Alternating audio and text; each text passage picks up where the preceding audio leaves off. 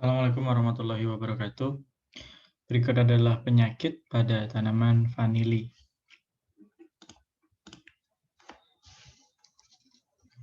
Ini adalah beberapa penyakit disebabkan oleh virus pada tanaman vanili. Ada Cymbidium mosaic virus, Odontoglossum ring spot virus, watermelon mosaic virus, dan Vanilla necrosis virus strain. Kemudian ada Vanilla mosaic virus, ya. Tanaman yang terinfeksi Cymbidium mosaic virus dan Odontoglossum ring spot virus menunjukkan bercak kuning samar pada daun muda dengan permukaan dan tepi yang bergelombang dan terdistorsi. Sedangkan tanaman yang terinfeksi watermelon mosaic virus dan vanilla mosaic virus juga menunjukkan bercak dan guratan kuning tidak beraturan pada daun muda, itu ciri dari mosaic virus, ya.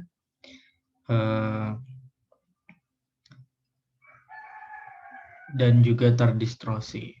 Tetapi seiring bertambahnya usia daun, bintik hitam seperti keropeng berkembang pada daun dan area hitam panjang pada batang. Jadi berkembang pada daun dan juga pada batang berupa area batang yang menghitam. Okay. Penyakit-penyakit tersebut kemudian secara cepat menyebabkan kematian pada tanaman. Gejala menjadi lebih parah jika berbagai virus muncul bersamaan dalam satu tanaman. Jadi ada infeksi lebih dari satu virus pada tanaman yang sama. Itu akan menyebabkan timbulnya gejala yang lebih parah. Beberapa foto dari penyakit-penyakit tersebut. Vanilla mosaic virus, itu yang paling kiri atas, ya. Terdapatnya pola mozaik, jadi guratan-guratan tidak teratur pada bagian daun dan terdistorsi, bentuk daunnya tidak normal, ya, bergelombang dan sebagainya. Selain foto itu juga ada foto yang di bawah, nomor 2 dari kiri, itu juga menjadi pola dari vanilla mosaic virus. Ciri polanya jelas, ya, itu mozaik, ada pola-pola kuning hijau tidak beraturan, ya. Untuk watermelon virus, mosaic virus, infeksinya bisa terjadi pada batang tadi, ya, berupa hitam seperti pada gambar yang di bawah sebelah kiri, dan juga gambar besar ini juga salah satu, ada beberapa daun yang menghitam, jadi gejala dari watermelon mosaic virus. Bahkan di sini tanaman vanilinya hampir roboh, ya, dan diperlihatkan daun dengan pertumbuhan yang menyimpang. Terdapat mozaik pada daun dan polong dengan bintik hitam. Pengendalian yang bisa dilakukan adalah pertama pengelolaan gulma, ya. Jadi harus dilakukan pengelolaan gulma sebab pada gulma-gulma tersebut juga dapat menjadi inang alternatif dari virus-virus tersebut. Pruning atau pemangkasan itu menjadi salah satu dari kegiatan perawatan dari vanili, ya. Nah, ketika pruning kita perlu memperhatikan penggunaan alat-alat pemangkasan yang harus disanitasi. Sebab ketika kita melakukan pemangkasan pada tanaman yang terinfeksi virus, dapat dimungkinkan virus-virus tersebut berada pada alat-alat pangkas, dan kemudian jika kita menggunakan alat itu untuk memangkas tanaman yang masih sehat, maka akan terjadi perpindahan virus, sehingga tanaman yang sehat tersebut menjadi terinfeksi. Jadi penularannya bisa terjadi secara mekanis, karena itu alat-alat yang digunakan dalam pruning itu harus disanitasi. Sanitasinya bisa menggunakan beberapa zat, dan ini tidak hanya terkait virus, ya, tapi juga terkait dengan penyakit-penyakit disebabkan oleh jamur dan juga bakteri. Sanitasinya bisa menggunakan alkohol, tapi jika alkohol terlalu mahal bisa menggunakan klorok atau NaOCl 1%, atau menggunakan detol. Ya, itu juga bisa kita pakai. Jadi kalau mau pruning biasanya kita akan bawa alat potong yang lebih dari satu.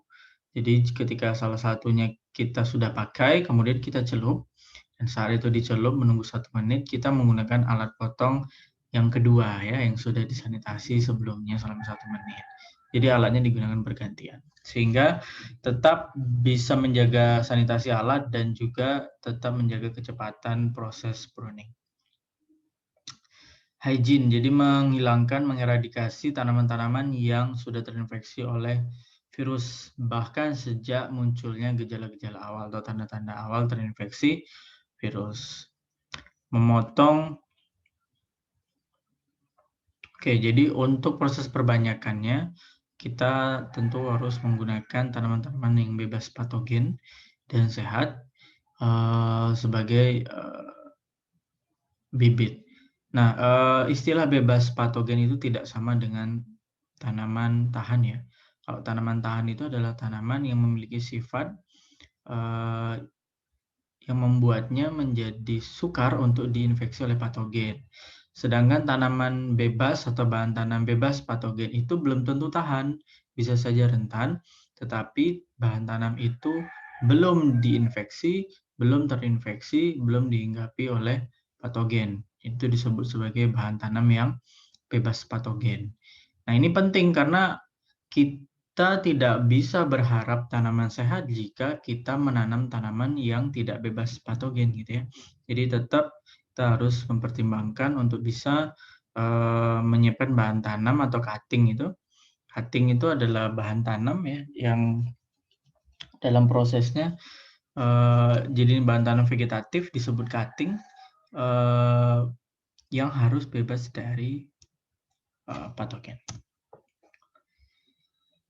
Berikutnya yang juga banyak diteliti, kalau teman-teman mencari penyakit pada tanaman vanili begitu, beberapa yang juga sering muncul adalah penyakit busuk pucuk.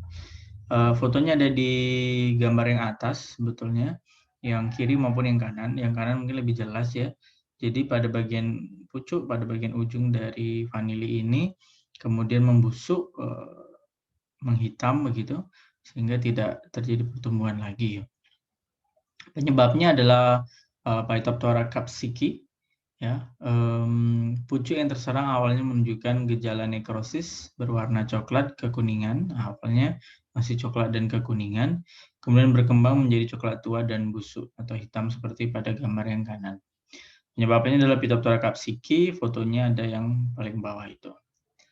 Serangan Phytophthora capsicum pada tanaman vanili dewasa dapat menghambat pertumbuhan tanaman karena menyerang pucuk ya, menyerang titik tumbuh. Sedangkan pada pembibitan dan tanaman muda dapat menurunkan kualitas bibit dan bahkan menyebabkan kematian. Berikut adalah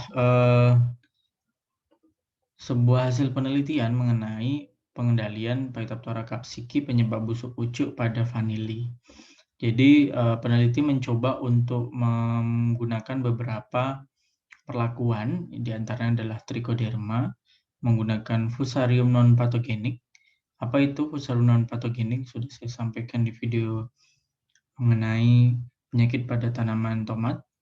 Kemudian perlakuan dengan trichoderma yang ditambah dengan fusarium non-patogenik, penggunaan mancozeb, pestisida atau fungisida untuk mengendalikan Phytophthora capsicum, dan kontrol. Nah, dari penelitian ini kita dapat menyimpulkan bahwa pertama, jika kita tidak lakukan pengendalian atau kontrol, ternyata kejadian penyakitnya cukup tinggi ya, hingga 32%.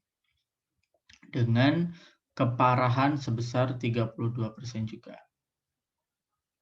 Dan tingkat kematian tanamannya sebesar 15%.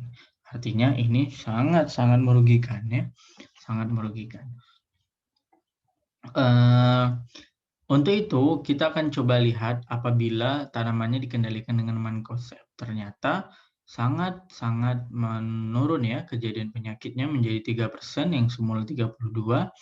Sedangkan keparahan penyakitnya setelah diaplikasi dengan mancozeb sebesar 3% yang sebelum 32, dan jumlah tanaman yang mati tersisa hanya 3%. Jadi tanaman yang mati hanya 3%, yang semula jika tidak kita kendalikan ada 15%. Nah, mankoseb yang dipakai itu ada di dalam kotak warna kuning, ada tabel kuning, adalah penyemprotan mankoseb 2 gram per liter ke seluruh bagian setiap minggu selama 6 bulan. Jadi bayangkan aplikasi ini teman-teman dilakukan 2 gram per liter, dilakukan setiap minggu selama 6 bulan. Jadi setiap minggu dilakukan nyemprot ya. Ternyata menurunkan kejadian penyakit cukup drastis, keparahan penyakit dan juga kematian tanaman akibat Phytophthora capsicum. Nah, lalu bagaimana dengan penggunaan Trichoderma dan Fusarium non-patogenik? Ternyata teman-teman, penggunaan Trichoderma dan Fusarium ini juga menekan perkembangan penyakit busuk pucuk vanili ya, yang semula 32 setelah diberi Trichoderma hanya menjadi 3 dan ketika diberi Fusarium hanya menjadi 5. Yang hebat adalah ketika Trichoderma dikombinasi dengan Fusarium non-patogenik, itu kejadian penyakitnya hanya 2%. Yang mana ketika tidak diaplikasi, tidak dikendalikan dari 32%. Ini kan penurunan yang hebat ya. Bahkan penggunaan Trichoderma dan Fusarium non-patogenik ini menyebabkan kejadian penyakit yang kecil dan sama dengan penggunaan mankoseb gitu ya. Artinya kita bisa dong ganti mankoseb ini dengan Trichoderma plus Fusarium ya. Sebab menyebabkan kejadian penyakit yang juga rendah dan sama secara statistik. Begitu juga keparahan penyakitnya ya, dan juga kematian tanaman yang disebabkan oleh Phytophthora. Jadi salah satu bentuk pengendalian Phytophthora capsicum penyebab penyakit busuk pucuk vanili bisa dengan penggunaan Trichoderma dan Fusarium non-patogenik. Nah, berapa banyak yang dipakai ya di tabel kuning itu untuk label TF itu artinya adalah perlakuan Trichoderma plus Fusarium non-patogenik itu pemberiannya adalah dengan memberikan substrat Trichoderma ya sebanyak 1 kg per pohon dan penyiraman 50 ml suspensi Conidia Fusarium non-patogenik dengan kerapatan 10,7 koloni forming unit per mili di akar vanili. Dari sisi biaya aplikasi ini jauh lebih murah ketimbang mankoseb yang harus melakukan aplikasi setiap minggu. Ya, setiap minggu selama 6 bulan. Ini jauh lebih murah dari sisi biaya aplikasi. Biaya aplikasi itu kan kaitannya dengan biaya alat, biaya tenaga kerja ya. Nah, ini jauh lebih hemat gitu ya. Dengan performa efikasi yang juga sama baik. Ya, sekarang pertanyaannya lalu bagaimana caranya membuat substrat Trichoderma dan menyiapkan suspensi Fusarium non-patogeniknya. Ini dalam bentuk tabel ya. Tadi penurunannya sangat drastis. Kalau dengan tabel ini mudah terlihat ya. Nah, bagaimana membuat substrat Trichodermanya? Yang pertama begini. Kita siapkan dulu suspensi Conidia Trichoderma dari kultur murni Trichoderma umur 3 hari di PDA. Jadi kalau teman-teman pernah nih di tempat magang ya mengkulturkan Trichoderma di PDA. Nah, setelah umur 3 hari kemudian diberi air, kemudian sporanya diambil ya. Jadi larutan spora Trichoderma. Nah,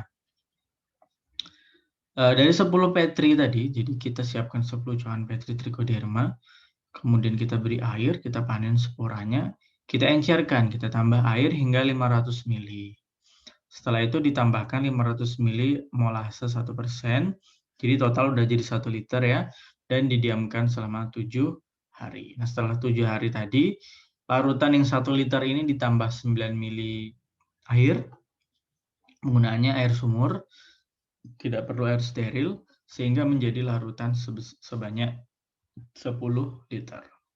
Nah, untuk membuat substrat, kita memanfaatkan alang-alang ya, potongan alang-alang dan kotoran kambing perbandingan 1 sebanyak 2 meter kubik disiram tadi dengan 10 liter larutan suspensi Trichoderma yang kita buat sebelumnya.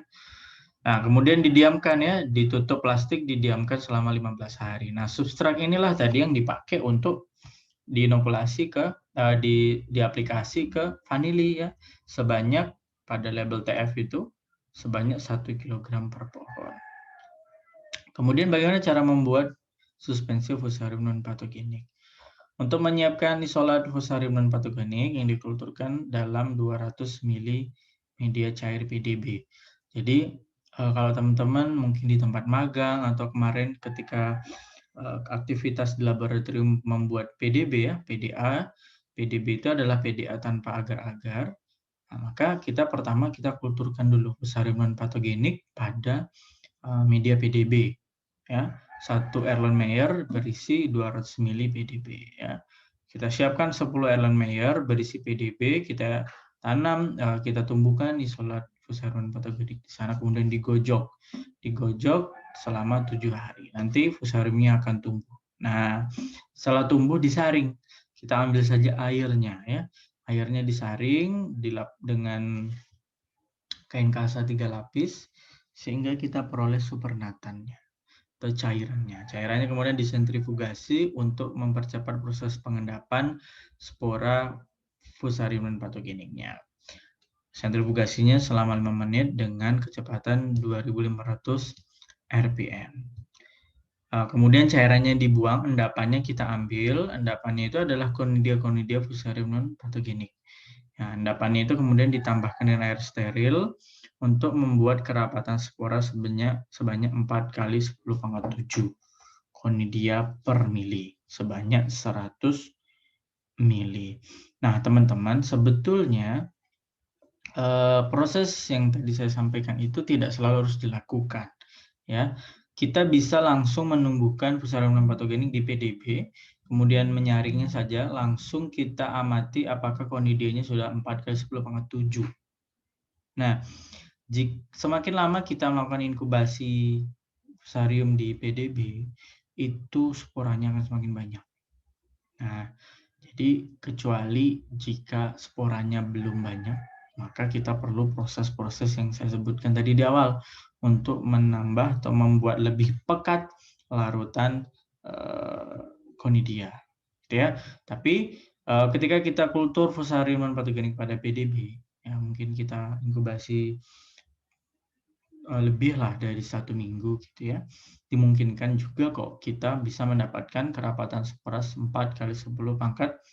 Jadi yang perlu kita lakukan hanya menyaring, kemudian kita ambil airnya langsung. Nah, kan airnya yang dibutuhkan hanya 100 ml. Nah, air yang 100 ml ini kemudian ditambah dengan 900 ml larutan molase 1% sehingga menjadi larutan 1 liter. Nah, larutan 1 liter ini kemudian dibiarkan dulu inkubasi selama 15 menit sebelum kemudian aplikasi ke tanaman dengan label TF ini tadi sebanyak 50 ml per tanaman, gitu ya.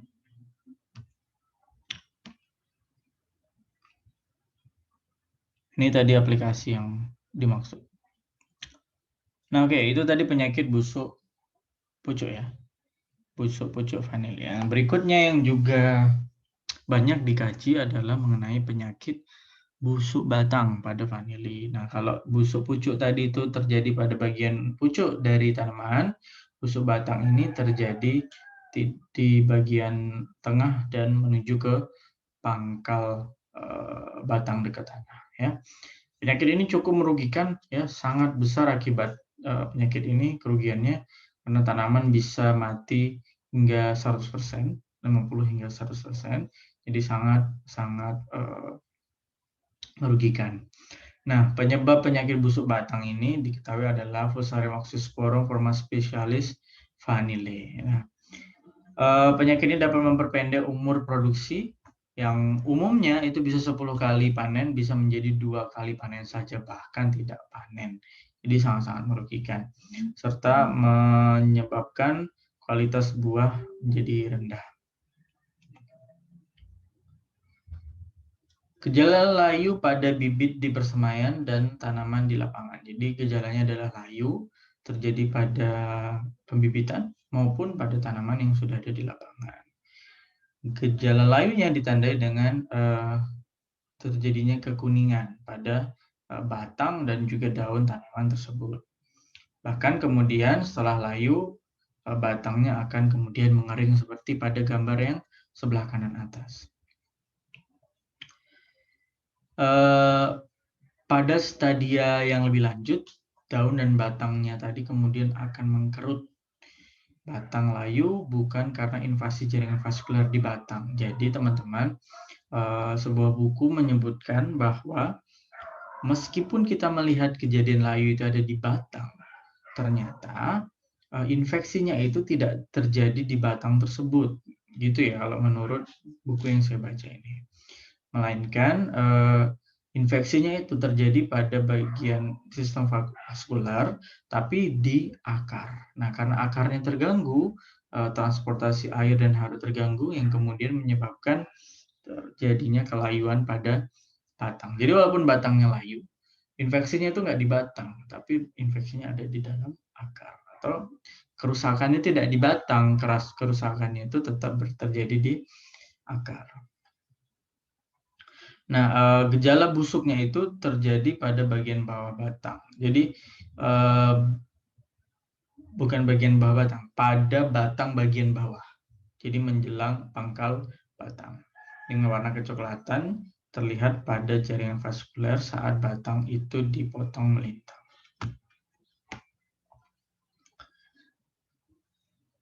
Fusarium oxysporum non-patogenik diisolasi dari vanili sehat dan beberapa strain telah diuji dan teridentifikasi bahwa strain F10AM dapat menginduksi ketahanan bibit vanili terhadap BBV atau busuk batang vanili. Jadi bisa dikendalikan menggunakan Fusarium oxysporum yang non-patogenik. Penggunaan ekstrak daun, bunga, dan ganggang cengkeh bersifat fungisidal terhadap Fusarium oxysporum penyebab BBV. Eugenol merupakan komponen utama dalam minyak cengkeh, itu juga bersifat fungisidal terhadap BBV. Penggunaan tepung daun, bunga, dan ganggang cengkeh pada kebun vanili dapat menekan intensitas penularan penyakit. Jadi juga sudah diuji di lapangan ya. Bahkan pengujian limbah pabrik rokok dengan bahan baku utama bunga cengkeh itu dapat menekan populasi patogen tanah, termasuk patogen penyebab busuk batang pada vanili, yaitu Fusarium oxysporum forma specialis vanili.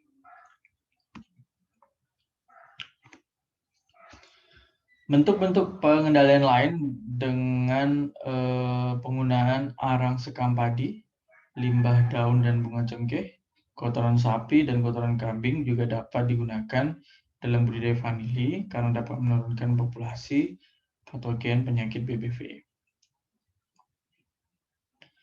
Arang sekam padi pada areal endemis dapat menekan bahkan sampai 66%. Aplikasi tepung daun cengkeh bisa menurunkan hingga 70%. Ini salah satu penggunaan fungisida nabati yang bisa kita gunakan untuk mengendalikan BBV. Limbah daun cengkeh dan arang sekam padi bahkan meningkatkan bobot basah dan kering tanaman vanili 30-50%. Jadi selain bisa mengendalikan Fusarium oxysporum penyebab BBV, juga dapat meningkatkan pertumbuhan dari tanaman vanili. Beberapa tanaman telah diuji dan menunjukkan bahwa bawang-bawangan dan jagung berpeluang digunakan sebagai tanaman rotasi untuk menurunkan populasi patogen penyakit BBV. Nah, teman-teman, ini beberapa bacaan yang sangat membantu dalam mempelajari penyakit-penyakit pada tanaman vanili. Saya akhiri materi ini. Assalamualaikum warahmatullahi wabarakatuh.